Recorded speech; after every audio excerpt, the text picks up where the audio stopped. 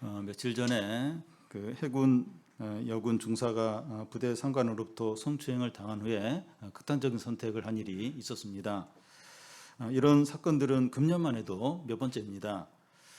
그럴 때마다 군 지휘관들은 사과하고 재발 방지를 약속하고 대통령까지 나서서 엄중 수사와 처벌을 촉구했습니다. 근데 이런 범죄가 반복되는 이유가 무엇입니까? 군 지휘관과 군 간부들이 성범죄를 심각한 범죄로 여기지 않고 재발 방지에 대한 의지가 약하기 때문입니다. 강력한 법을 새로 만들었고 또 교육도 이제 시켰기 때문에 앞으로 이런 일은 일어나지 않을 거다, 괜찮다 이렇게 안심했기 때문이죠. 이런 비슷한 예들은 어디서든지 볼 수 있습니다. 현대 교회들의 많은 문제들이 있는데 근본적인 원인은 말씀을 소홀히 하기 때문입니다.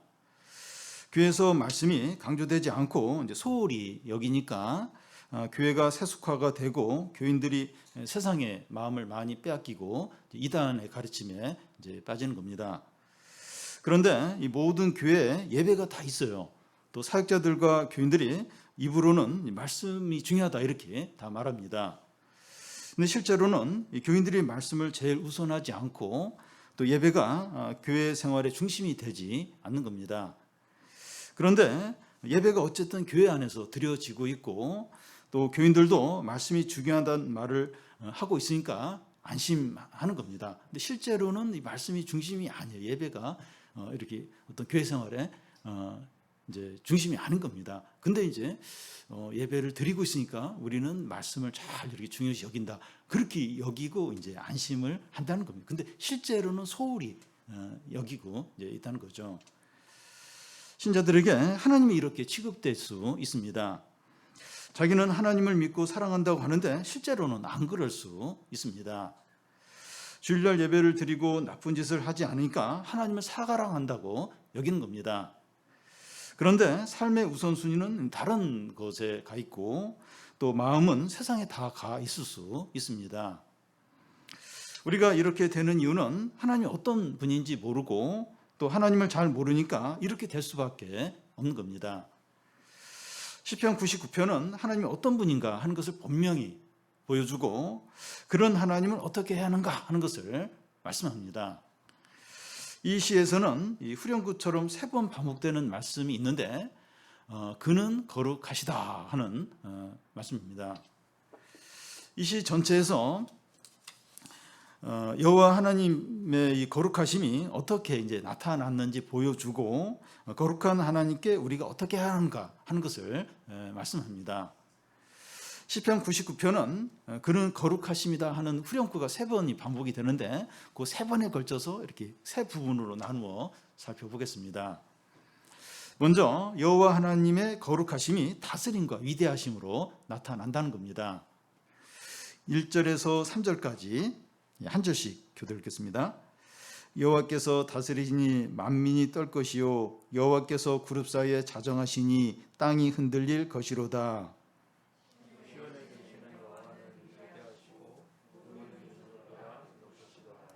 주의 크고 두려운 이름을 찬송할지니 그는 거룩하심이로다.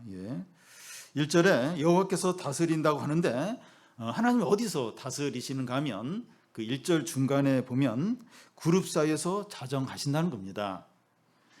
성전 안에 지성소가 있고 지성소 안에 법궤가 있는데 이 법궤 뚜껑에 두 천사가 날개를 펴고 서로 이제 마주보고 있는데 그 두 천사가 이제 그룹입니다.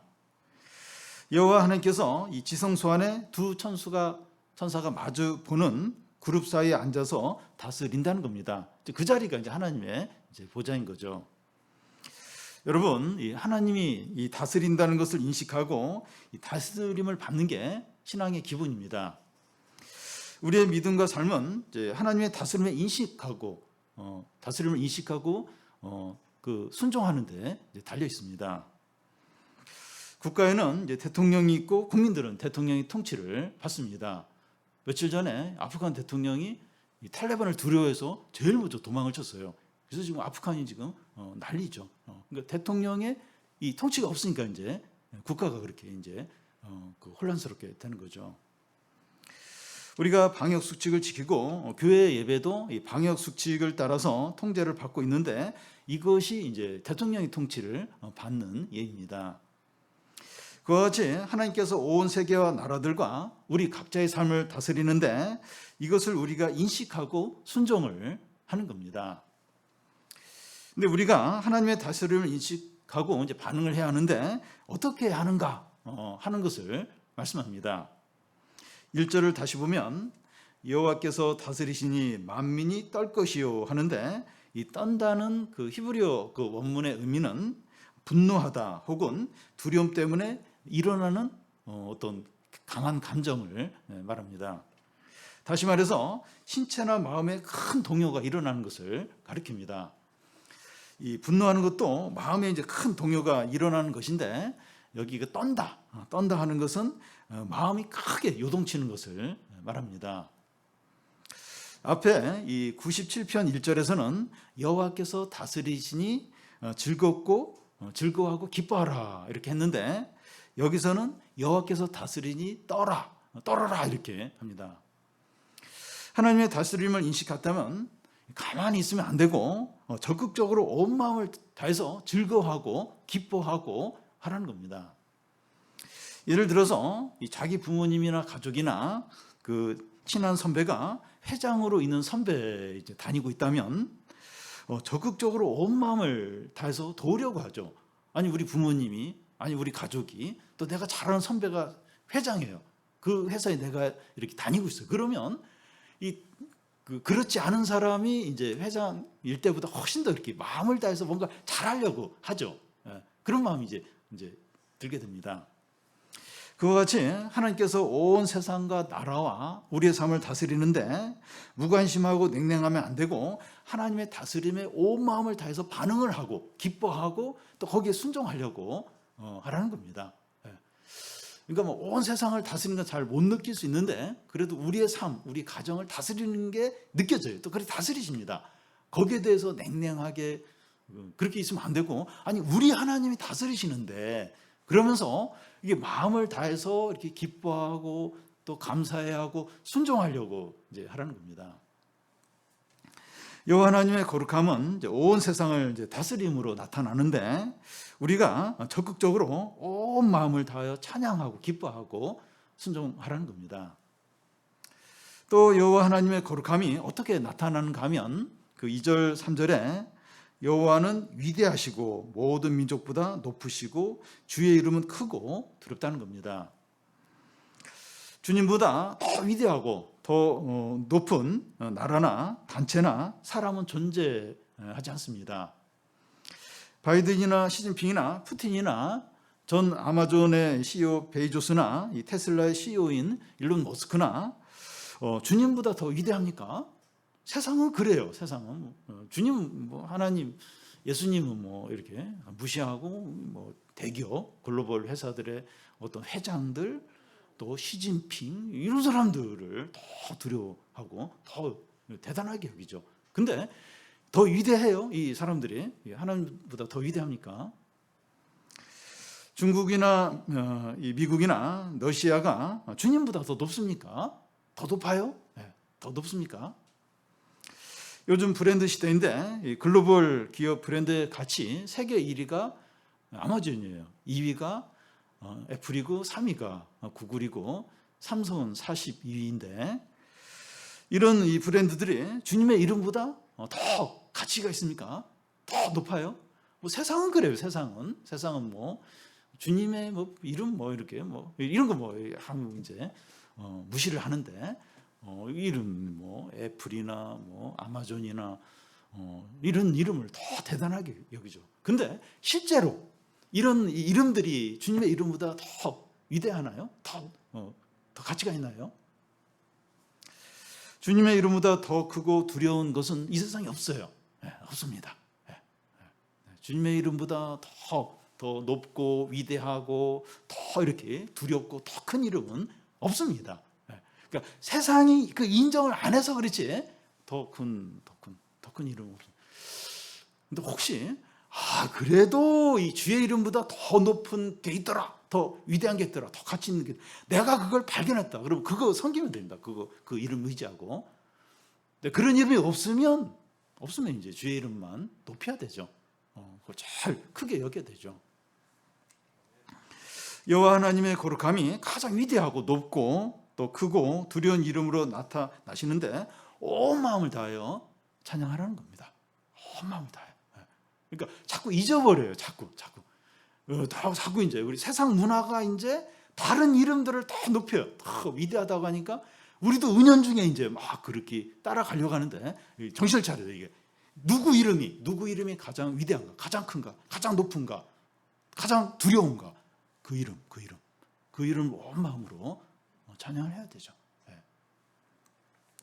다음은 여호와 하나님의 거룩함이 능력과 정의를 행하심으로 나타난다는 겁니다.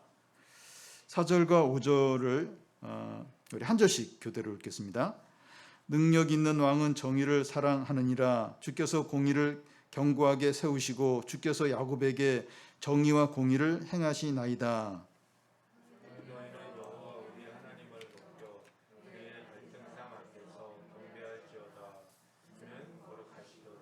예, 4절 앞에 능력 있는 왕은 정의를 사랑한다고 하는데 좀 더 정확하게 다시 이야기를 하면 능력 있는 왕, 정의를 사랑하시는 주님이라는 겁니다.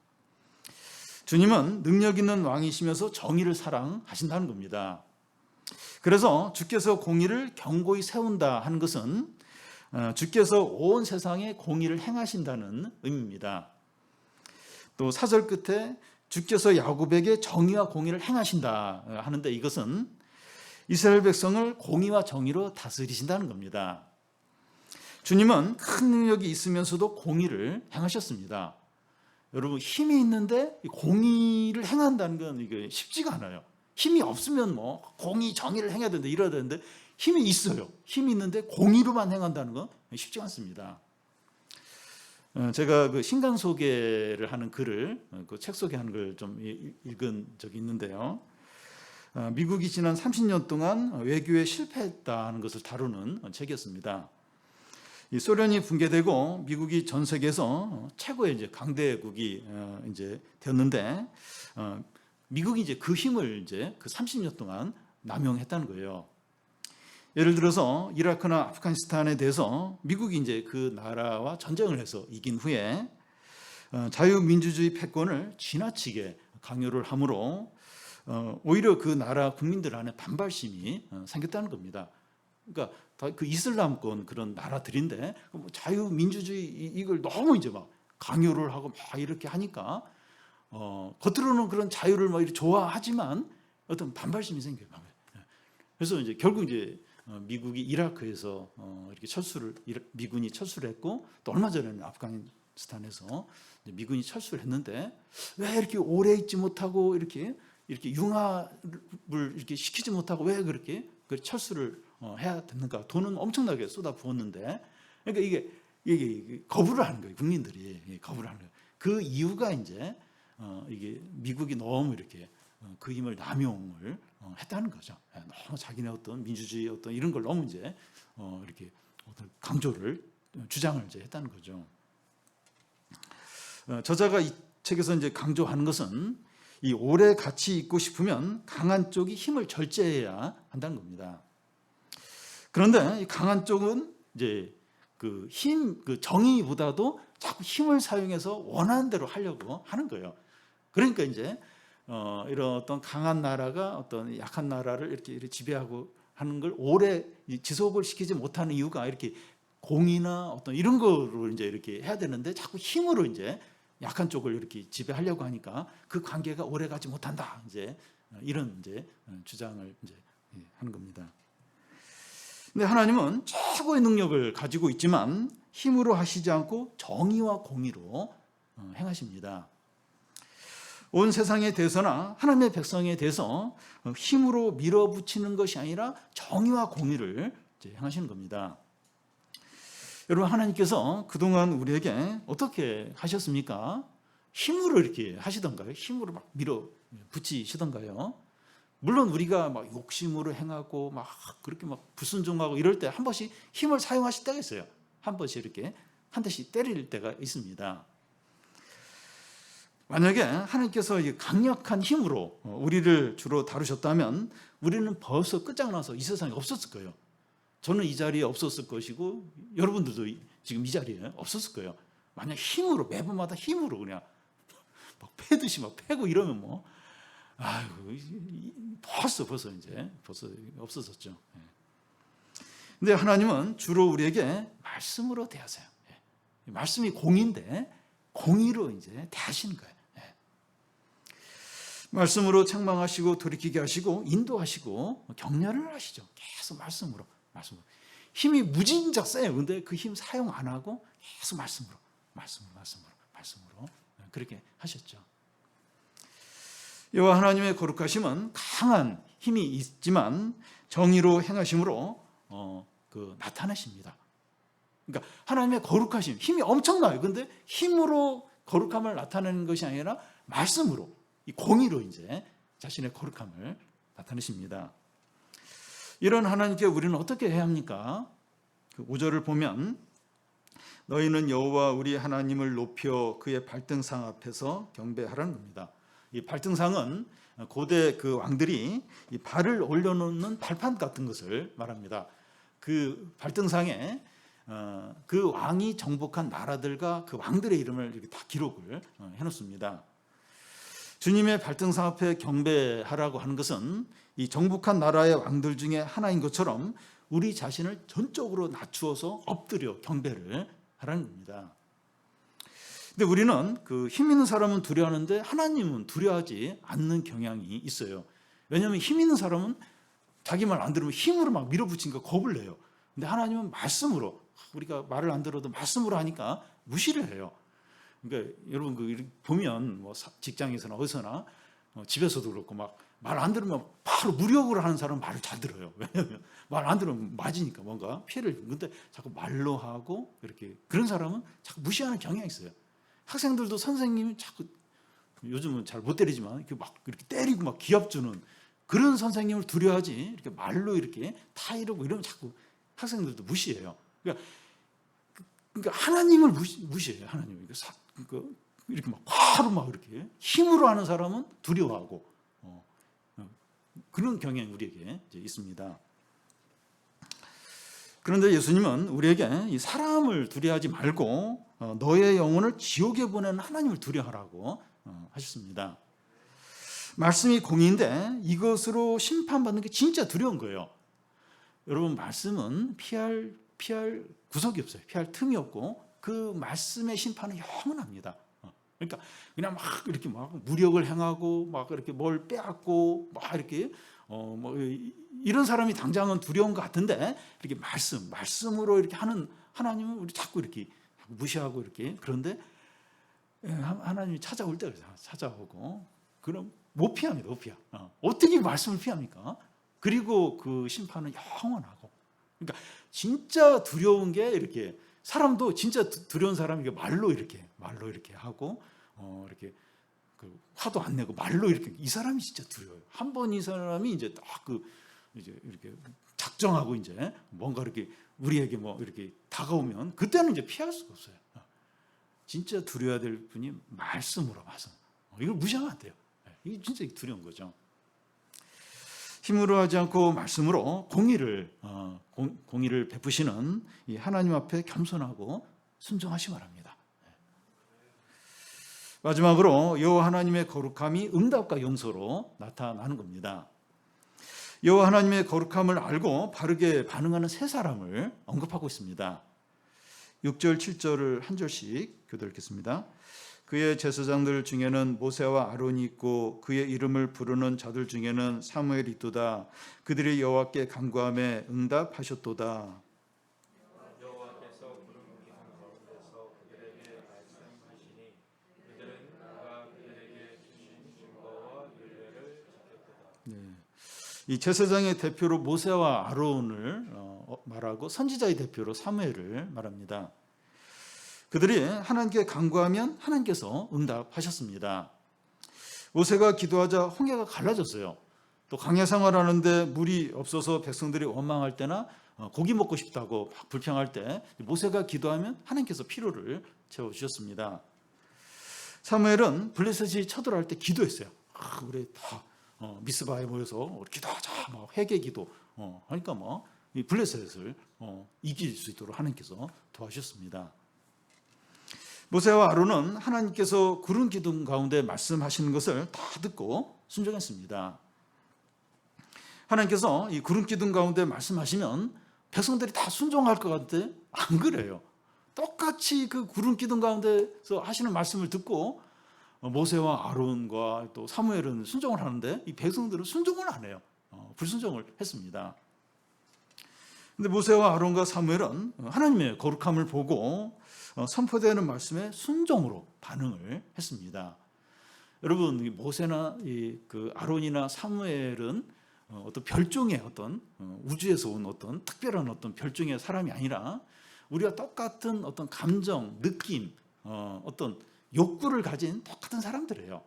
근데 그들이 하나님의 거룩함을 보고 하나님 말씀을 다 순종을 했어요. 순종을 했습니다.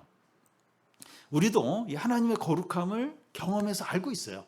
이게 하나님의 거룩함, 그러니까 우리가 뭐 빛나는 어떤 구름을 보고 그건 아닌데, 하나님이 살아계시다, 하나님이 응답하신다, 하나님이 어떤 하나님 다움을 우리에게 이렇게 많이 보여줬어요. 그래서 하나님의 거룩함을 알고 있어요. 그러면 우리도 하나님의 말씀 순종을 해야 한다는 겁니다.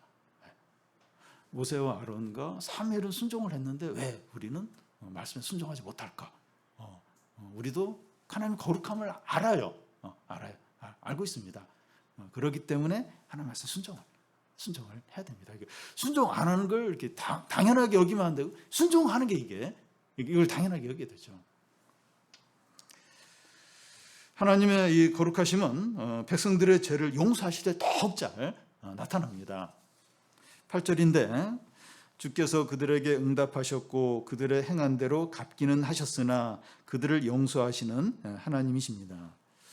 이것에 대한 구체적인 예가 이스라엘 백성들이 금송아지 숭배를 했을 때 이제 그 하나님 이제 진노를 하시는데, 근데 모세가 이제 그 여호와를 위할 자는 나와라 이럴 때 네이 지파가 나왔어요. 그래서 네이 지파에게 하루 동안에 너의 가족들, 부모들, 동족들을 치라. 그래서 3,000명이 이제 그 죽임을 당하게 됩니다.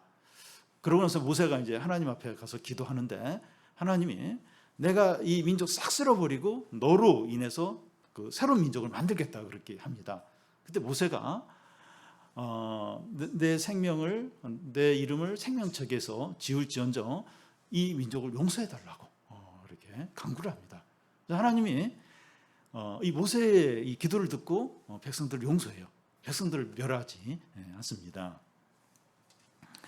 하나님은 그들의 기도를 들으시고 백성들의 죄에 대해서 징계하시지만 결국 백성들의 죄를 용서하세요. 모세의 기도를 들어요. 근데 징계는 해요. 3,000명 죽게 했어요. 그렇지만 그들의 죄를 용서를 하셨습니다. 모세와 아론과 사무엘이 중보자죠. 근데 진정한 중보자는 예수 그리스도입니다.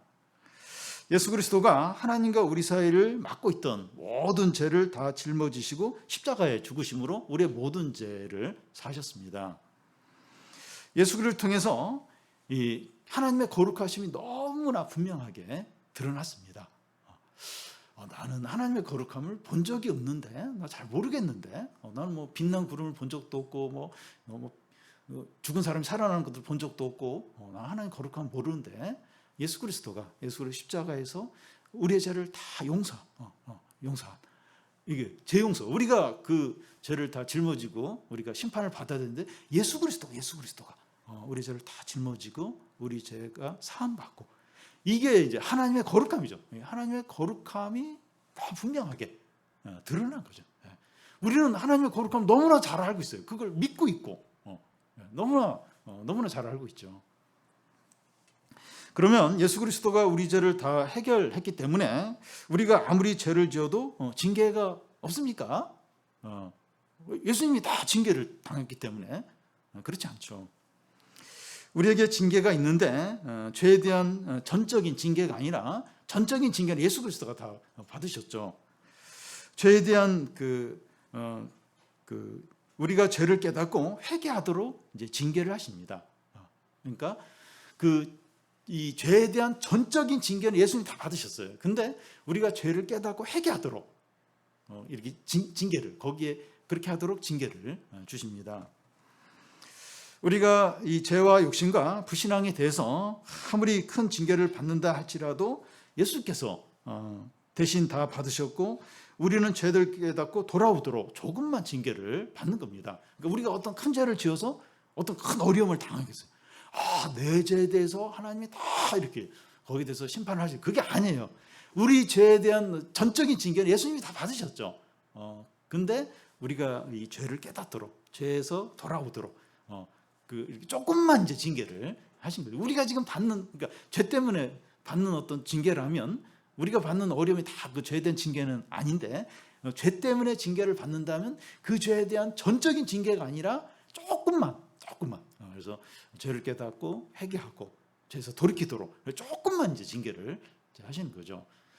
하나님은 이제 이런 걸 통해서 거룩함을 나타냈어요. 우리의 모든 죄는 예수 그리스도께 다 해가지고 죄 용서를 받게 하시고 또 그런데도 또 우리가 죄를 짓잖아요. 그러니까 이렇게 죄를 회개하도록 죄를 멀리하도록 조금만 징계하시고 거룩하시죠. 하나님 거룩하십니다. 하나님 거룩함을 나타내십니다. 이런 하나님의 거룩함을 경험할 때 어떻게 해야 합니까? 9절에 너희는 여호와 우리 하나님을 높이고 그 성산에서 예배하라는 겁니다. 살아계시고 인격적인 우리 하나님을 찬양하고 예배하라는 겁니다. 모르는 분이 아니라 너무 잘 알고 신뢰하고 사랑하고 의지하는 우리 주님이시죠. 그 이슬람권에서는 이제 알라를 섬기는데 하나님 몰라요. 이 알라, 이 하나님에 대해서 몰라요. 코란에 하나님에 대해서 있는데 이상해.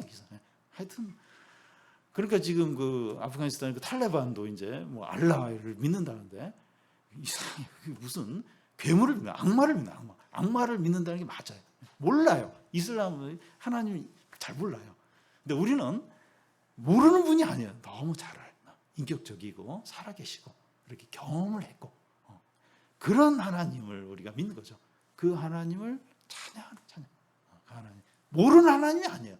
너무 잘 아는 인격적이고 살아계신 그 하나님 온 마음으로 찬양하고 기뻐하고 감사하는 거죠. 여러분, 우리 주 하나님은 거룩하세요. 거룩하십니다. 3절, 5절, 9절에 세 번에 걸쳐서 그는 거룩하시다 이렇게 반복하고 있는데 이 거룩하다는 것은 모든 것들로부터 구별이 되고 하나님다우시다는 뜻입니다. 거룩하다. 이 거룩한 것이 하나님께만 해당하는 그런 그 표현인데 모든 것으로 구별. 그리고 하나님다우시다. 이게 이제 거룩의 의미입니다. 그래서 우리는 하나님을 다 구별을 시켜야 돼요. 이렇게 섞으면 안 돼요. 그러니까 앞에서 예를 든 것처럼 다 말씀을 중요시 여긴다 그래요. 말씀 중요하지, 예배 중요하지. 근데 실제로는 중요하지 않은 여겨요. 다른 거 똑같이 여겨요. 다른 것도 못하게 해요. 이건 하나님을 구별하는 게 아니죠. 하나님을 구별한다고 하는 것은 최고로 첫 번째로 여기는 거예요. 그리고 우리의 마음이 거기 온전히 향해야 되고 그걸 잘 사랑해야 되고 그게 이제 모든 것으로부터 구별하는 거죠. 그리고 여러 브랜드가 있고 대단하고 그런 게 있는데 그냥 그런 것 중에 하나로 하나님 여기면 이건 구별하는 게 아니에요. 이 거룩한 하나님을 여기는 게 아니죠. 그러니까 모든 것들보다 최고고 가장 우선이고 모든 것이고 그리고 그분만을 가장 높이고 이게 이제 구별하는 거죠. 이게 이제 하나님의 거룩하심을 인정하는 거죠. 그래서 하나님다움을 인정하고 생각하고 이게 이제 하나님의 거룩함이죠. 우리는 하나님의 거룩함을 수없이 경험해서 알고 있습니다. 성경을 보면 바로 이게 하나님의 거룩함이 느껴지죠.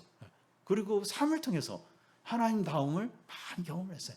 너무나 잘 알고 있습니다. 하나님을 모든 것들로부터 구별하고 하나님다우심을 찬양하라는 겁니다. 이 시편에서 그 하나님의 거룩함이 어떻게 나타났습니까?